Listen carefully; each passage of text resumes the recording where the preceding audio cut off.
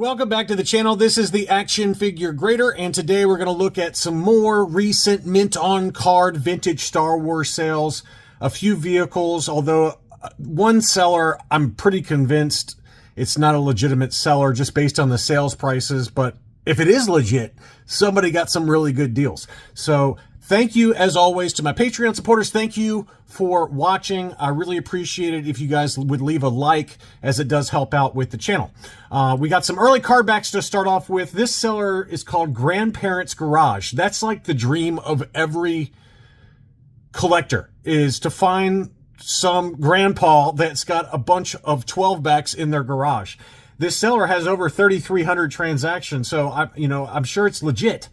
It's pretty incredible, the condition for this 12 back. And you can see it's unpunched, no price sticker. Basically, it looks store fresh. I mean, it's a really stunning example based on what I can see for this one. I mean, the blister, everything looks absolutely pristine. And this one was listed for $2,600, and it did sell for $2,600. That's a really nice example that should probably get graded. That looks like something straight out of a time capsule. Beautiful, beautiful example of a 12-back Luke. Here was another one, not in as good a condition. You can see some crunching to the blister at the bottom there by the stem.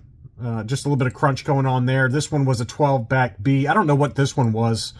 You guys, I'm sure I could tell if I actually looked at all the different guides and all that stuff, but this is a 12-back. I couldn't tell you which one it is off the top of my head. I don't know enough about 12-backs, but that one was super clean for $2,600. This 12B was punched with a price sticker and sold one bid, $1,300. This is probably about a 75 grade at best because of that blister crunch, but otherwise pretty decent shape. A little bit of scuffing and dirt on the card, things like that. Here was a beautiful 20-back Princess Leia Organa. This was a punched example with a Walmart price sticker. Pretty clean overall. One little faint crease below the Kenner logo on the front of the card. Probably about a 75 is my guess, maybe 75 plus. It did have some speckling on the inside of the blister, so that maybe brings it down to... I still think it probably gets a 75 is my guess. 75 for the figure score, 75 for the card score, and either an 80 or a 75 for the blister. Blister looks pretty clean. It's just got a lot of speckling and dust or something going on inside that blister. $835.66 was the final sales price. This was an interesting one. It was advertised as sealed, but if you look at this one photo of the Falcon, you know, it looks like it was retaped. Certainly at the top of the box there, it's got what looks to be some cellophane tape that was added. And obviously this has been opened before, but still the box was in incredible condition. It's a shame that it wasn't still factory sealed. One side looked super clean. This side looked fine, but this one had obviously been retaped on the other side. But what an excellent example of the box. And it was listed for $1,000 and it did sell for $1,000. So resealed on that one. Collectible Investment Brokerage had the original Darth Vader TIE Fighter graded AFA 80. So this is not the collector series. This is the original from 1978, factory sealed and graded AFA 80, as you can see there. Beautiful example. That one sold for $7,500. $7,500. And I've talked about this in the past with some of the early vehicles that I feel like the grading companies, they give a little bit more leeway, it feels like, with the condition of the box when they're grading it. Because if you look at the bottom of the box there, I don't know if this is a side, this was probably a side of the box. It's got some pretty obvious creasings, a lot of scuffing to it.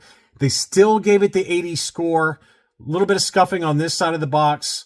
That must have been a bottom of the box or the top of the box. So, you know, it's interesting because to me, just looking at it, at these photos, to me, this feels like a 75 grade to me. But they gave it the 80 score. And, you know, who knows when this was graded. I didn't look up the certification number to see when it was graded. It could have been a fairly old grade and maybe it jostles ever so slightly inside the box. Who knows? But they give it the 80 score. I personally think it's more like a 75. It's still sold, though, surprisingly, for $7,500. Big number on that one for the 1978 version of Darth Vader's TIE Advance. All right, here is that seller that it doesn't have, the seller doesn't have any feedback. So I don't know if it's a legit seller or not. But they had the statement of archival from CAS. It was a CAS 80 grade for the AT-AT, Empire Strikes Back AT-AT. So that one sold in an auction for $525, which again, that's well below fair market value, right? This is probably more like a $2,500 item, if not higher. And, if you ended up getting it for anything from this seller, I would love to know. So that one sold for $525 apparently.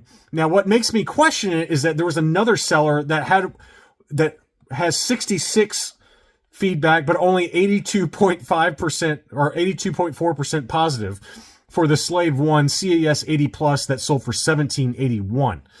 So again, they ended right around the same time, but they had different eBay sales names. So my guess is that both of these are not legitimate sales, but I wanted to at least point them out as to the kind of stuff I look for when I'm trying to find legitimate sellers. And we just talked about in a different video the Jabba the Hutt action playset that was, I think, from one of these two sellers. And I just don't think that they're legit sales. But these are the kind of things I point out, is that this seller had no feedback. And then at the exact same time that one was ending, this one was ending for another seller that had fairly low feedback of 66 with not 100% positive feedback for a really hot item. So just be careful out there. And we talked about it in a previous video, but I wanted to at least point out there were some other items floating about that did not get pulled by eBay. Here is a beautiful 20-back Death Star droid. The photos were not great, but just based on what I can see, this was a beautiful unpunched example. You can see a little bit of sticker shadow there in the upper right-hand corner, but otherwise a very clean Death Star droid on the 20 back. Blister looked to be super clean. Back of the card was also very clean. I think this gets an 80 or an 80 plus grade. And that one sold in an auction for $417. I certainly would have let my my Patreon supporters know about it, but it ended when I was out of town, when I was in Guatemala. So I missed this one. Hopefully one of y'all were able to pick that up. $417 is a bargain for the condition that it appears to be in, although there's only two photos. But it was a seller that's got 25,000 sales, right? So probably a legit item and a beautiful example for the Death Star droid on the 20 back. Here was an AFA 75 31 back. This was a 31 back A. So the debut card for the Hoth Snowtrooper archival case 75, 75, 85 were the subscores for it. Punched example with a price sticker. That one sold for $405.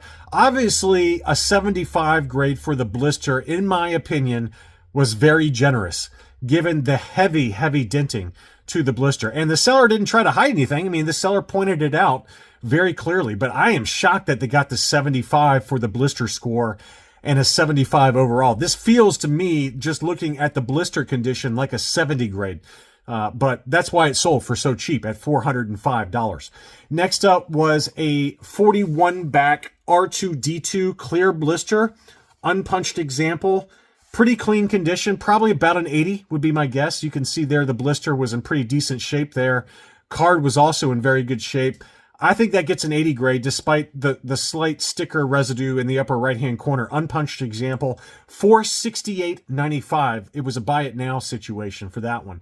Always tough to find R2-D2 solid dome on some of those early ESBs, those 41 backs. Is kind of around when the last solid domes were being produced before they switched over to the sensor scope. So very desirable item there for an offerless 41 back.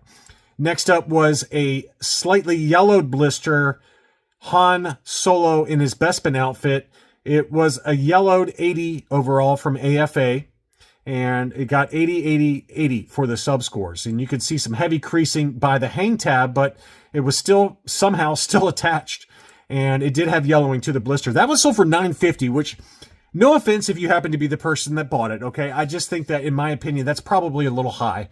I think at best case, if this was in an auction, I think best case it probably sells in the 700 range. So I personally wouldn't pay $950 for it. Would I pay that if it was a clear blister? I would be tempted. But I think because it's got the yellow blister, you got to discount it a few $100 relative to what a high grade near mint minus condition ESB Han Bespin would sell for. So $9.50 to me feels a little bit more like what it would go for if it was a clear blister. So just my personal opinion. Don't get mad. Here was that clear. This one sat forever. Okay, I was shocked that it didn't sell. I sent it out many moons ago, and it was a clear blister 47 back 4-lam offer Bosk. And I was like, this is a good deal. And I think personally, I mean, again, I'm speculating here. I don't know. But I think that this one finally did sell because people saw what the clear blister AFA 85 47 back Bosk sold for in the last Jeff Jacob auction. I mean, it was a lot of money. I don't remember the exact number, but it was over $1,000 for sure. And this one was a true clear blister in excellent condition. And it might, in all fairness, this one might have been priced higher than where this one was listed recently. This one sold at $625.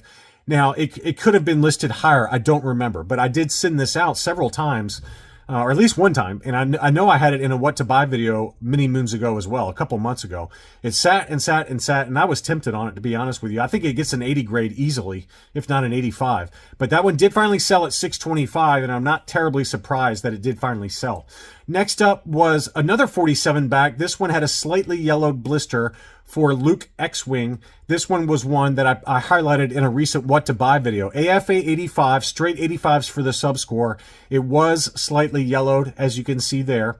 And unpunched, no price sticker. That one sold for $730. I think that's very fair for what that is. It's only slightly yellowed. It's a very clean example of Luke X-Wing with that 47 back 4-lam offer. Beautiful example. This one's got the certificate of authenticity from the Jeff Jacob collection. I don't know why people buy these and then resell them so quickly, but it did have the Hakes certification. So these were the certificates of authenticity that all came from the January auction lot. And why somebody decided to relist it all of a sudden, who knows? But that one did sell for $730. And that's not the Jedi 34 had several, right? They had the Greedo, they had I think it was an ESB Leia that they had.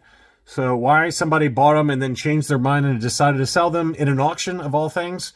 I could understand selling them in a buy it now where you list it higher than what you paid for it. But maybe somebody just needed the money. Circumstances change, financial situations change, but that's what happened. They did sell $730. Here was a transition 4-lam. Obviously, it had a yellowed blister, but this is one that I think if you're patient, you can wait and get a clear blister for. But this one does sometimes yellow for some reason. A lot of the 48 back Return of the Jedis with the neon num offer, they usually do stay clear, but certain characters sometimes do yellow, and 4-lam is one of those for whatever reason. This one sold for $160. This was just kind of a collector-friendly example. It had a lot of card curl, which I think, you could probably straighten out to a certain extent if you put it in a star case or maybe put that edge down. You can see it's got some wear to it already. So you run the risk if you put a stack of books in that left-hand corner on the front to try and straighten that card curl, you do run the risk that the blister peels off. So there is some risk there to do that kind of thing. But a star case is certainly another option. If you left it in a star case for a little while, that maybe would straighten it out as well. But that one did sell for $160, kind of a buyer-friendly, collector-friendly example. Here was an AFA 85 clear blister, 65B Darth Vader, straight 85s for the subscore. Punched example, though, with a price sticker, and it did sell for $12.50, apparently. Okay. Now I know that some sellers, they get a little, they get a little cute and they mark it as sold and then they relist it. But I could not find this one relisted anywhere. And this is a seller that I see sell regularly. 5,000 transactions, $12.50. Somebody paid that. That's a big number in my opinion, but certainly a beautiful Darth Vader. Here was a UKG 75 Scout Walker, Return of the Jedi box on that one. And this one was the Palatoy example. This one was factory sealed, apparently, UKG 75. And that one sold in an auction for 550 euros, one bid on it. So only one bid, which is 577 US dollars plus shipping. So pretty decent deal for a UKG 75 Scout Walker. Next up was an AFA 80 Plus Yellow Blister Stormtrooper, unpunched with that running change sticker. So, again, for those of you that are unfamiliar with that black sticker in the upper left-hand corner, Kenner just moved over to different SKUs for some of the Return of the Jedi card backs, and so they slapped that little running change SKU sticker on there to replace the old SKU number.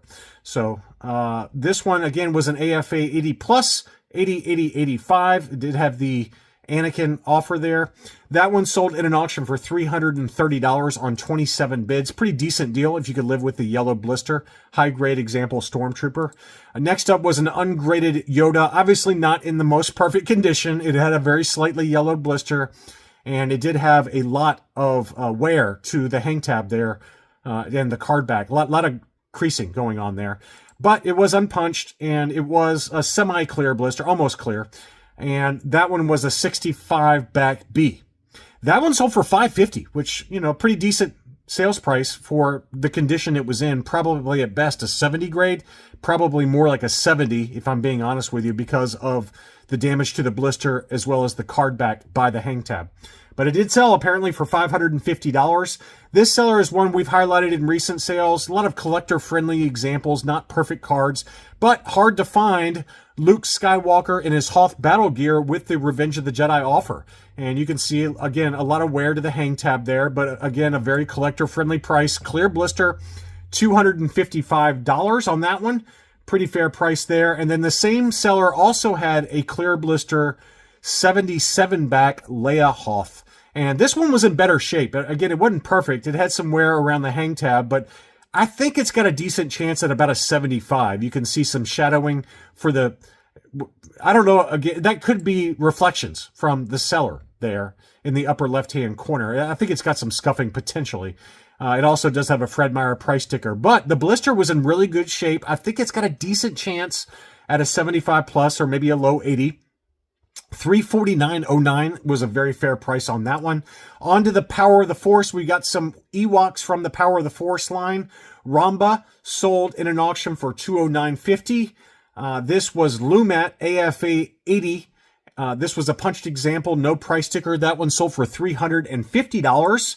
We had a Warwick ungraded. That one sold in an auction for $355. A very high grade example on that one. $355 for Warwick on the Power of the Force card. We had an AFA 80 Plus for Han Solo in Carbonite, unpunched with a price sticker. That one sold for $745. We had a Monomon and a very rough card back. I would not pay $550. This one says it sold for $550. We've seen some examples in similar, if not better condition, go for $350 to $450. So that's kind of the number I would aim for. This one in the card, for the card condition on this one, this was really rough, and I would not pay $550 for an Monomon right now. They have come way back down in price. And then EV99 sold in an auction. A lot of creasing on the card back for this. No, I'm sorry. This was a buy it now. Buy it now situation. This one sold for $424.95. Again, a very rough card back. I think if you're patient, you can probably find one for about the same price or less in better condition relative to this one that sold in a buy it now for $425. Anyway, just some recent sales for vintage mint on cards as well as a few vehicles. I hope you enjoyed this look at recent sales. Thank you as always for watching, and I'll be back soon.